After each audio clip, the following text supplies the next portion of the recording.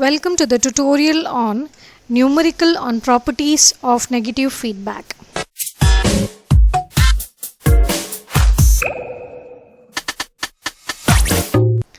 So previously we have seen the properties of the negative feedback. So here we will try to solve the numericals. So before we proceed, let us look into the design equations for various properties. First one is the gains desensitivity.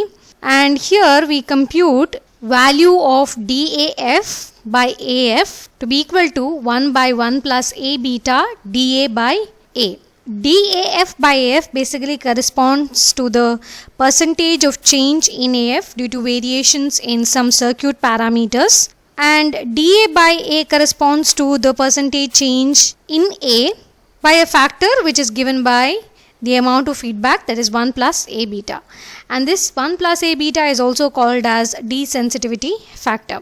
In order to compute the closed loop gain AF, it is computed as A divided by 1 plus A beta, where A corresponds to the open loop gain and beta corresponds to the gain of the feedback network.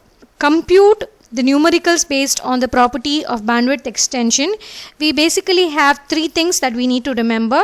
That is the feedback amplifier, which will have a midband gain, and the midband gain of the feedback amplifier will be equal to AM divided by 1 plus AM into beta, where AM corresponds to the midband gain, beta corresponds to the gain of the feedback network. If we want to compute the upper 3 dB frequency with feedback, it will be equal to omega HF equal to omega H into 1 plus AM into beta, where omega H corresponds to the upper 3 dB frequency. You need to know the difference between HF and H. HF corresponds to with feedback and H corresponds to upper 3 dB frequency without feedback.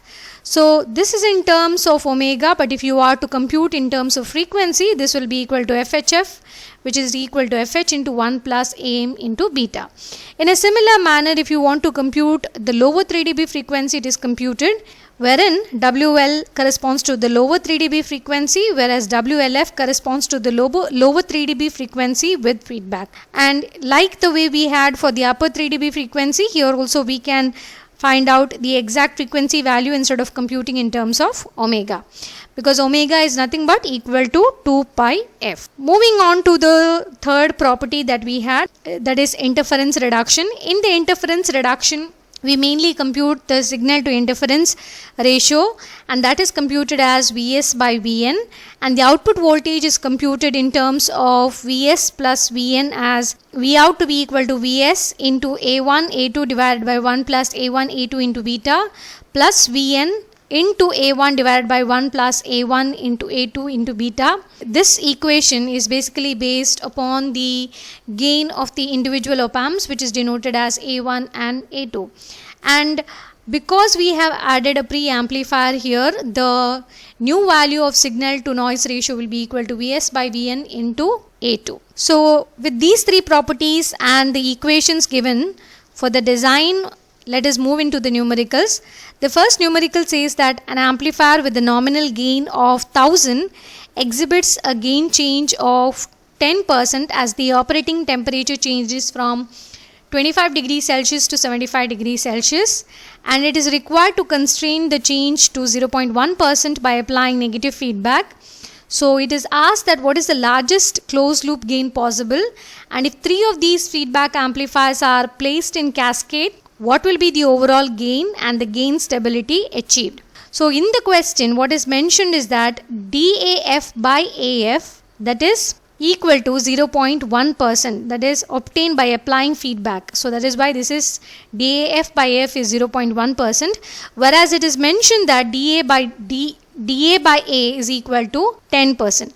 Also the nominal gain is mentioned to be equal to 1000, and we know the equation for gain desensitivity, which is given in the design, to be equal to DAF by AF to be equal to 1 by 1 plus A beta into dA by A.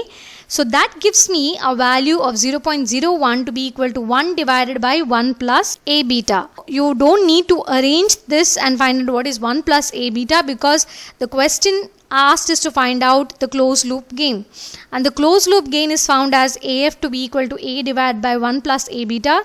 So just by substituting this value is more than sufficient. So to find AF, A multiplied with 1 by 1 plus A beta, that is A is given 1000 multiplied with 0.01 gives me a value of 10. So the second part of the question says, if 3 of these feedback amplifiers are placed in cascade, what will be the overall gain and amount of gain stability that is achieved? Whenever the amplifiers are placed in cascade, what happens is that the total gain will be the multiplication of the individual gain. So the total gain, since 3 amplifiers are cascaded, the total gain will be equal to AF1 into AF2 into AF3. And we have seen that the gain of individual amplifier is 10. So when 3 of them are cascaded, the total gain will be equal to 1000. To find out how much is the gain stability achieved, we need to find out the total variability. That is DAF1 by AF1 plus DAF2 divided by AF2 plus DAF3 divided by AF3. And it is mentioned in the question that with feedback you can see the change in AF to be equal to 0.1%. So if each of these amplifiers provide a change of 0.1%, then the 3 amplifiers when cascaded will overall produce a value of total variability to be equal to 0.3%, which is the maximum. So moving on to the second numerical. The second numerical says that we need to consider a non-inverting op-amp circuit, and the open loop op-amp A has a low frequency of 10 to the power 4 and a uniform minus 6 dB octave roll-off at high frequencies with a 3 dB frequency of 100 Hz. We have to find out the lower frequency gain and the upper 3 dB frequency of the closed loop amplifier with R1 equal to 1 kilo ohms and R2 is equal to 9 kilo ohms. This is actually a part of one of the questions which was already given, and in the question it was mentioned that 1 plus A beta is equal to 1000. So that part I have actually blurred it here. So the question gave the parameter of 1 plus A beta to be equal to 1000. Now the remaining parameters that are available from the question are R1 equal to 1 kilo, R2 equal to 9 kilo, A to be equal to 10 to the power 4, and that will give us a value of AF.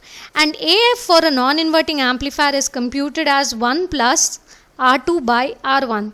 So that gives me a value of the closed loop gain to be equal to 10. That answers the first part of the question wherein they have asked us to find out the gain of the amplifier. So that is equal to 10. Now to find out the upper 3 dB frequency of the closed loop amplifier. So upper 3 dB frequency of the closed loop amplifier is FHF, which has to be calculated. But they have mentioned that the 3 dB frequency occurs at 100 Hz. So FH is given to be equal to 100 Hz. And in the problem, if you observe, FHF is computed as FH into 1 plus AM into beta. AM is the midband gain, beta is the feedback gain. So this feedback gain is computed as R2 by R1, which is equal to 9, and the closed loop gain is equated to the gain of the midband with feedback, which is equal to 10.